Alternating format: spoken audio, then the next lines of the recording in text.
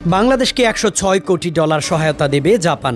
Budget সহায়তা, রেলপথের উন্নয়ন এবং অনুদান হিসেবে আসবে এই আর্থিক সহায়তা। বিষয়টি নিশ্চিত করেছেন প্রেস সচিব শফিকুল আলম।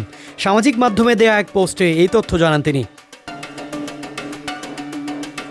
প্রেস সচিবের ফেসবুক পোস্ট থেকে আরও জানা যায়, মোট $418 মিলিয়ন বাংলাদেশের অর্থনৈতিক সংস্কার এবং জলবায়ু স্থিতিস্থাপকতার জন্য উন্নয়ন নীতির ঋণ হিসেবে দেয়া হবে। এছাড়া জয়দেবপুর ঈশ্বরদীকে ডুয়েল গেজ ডাবল রেলপথে উন্নীত করার জন্য $641 মিলিয়ন। শুধু তাই নয়, বাংলাদেশের শিক্ষার্থীদের জন্য $4.20 মিলিয়ন বৃত্তি প্রদান করবে টোকিও, যা উচ্চশিক্ষার সুযোগ বাড়াবে এবং ভবিষ্যৎ প্রজন্মকে আরও দক্ষ করে তুলবে। প্রধান উপদেষ্টার জাপান সফরের ফল হিসেবে আসছে এই সহায়তা। টোকিওতে জাপানের প্রধানমন্ত্রী শিগেরু ইশিবার সঙ্গে দ্বিপক্ষীয় বৈঠকে মিলিত হয়েছেন ডক্টর ইউনুস। বৈঠকে বাংলাদেশকে এই ঋণ সহযোগিতা দেওয়ার কথা জানিয়েছে জাপান।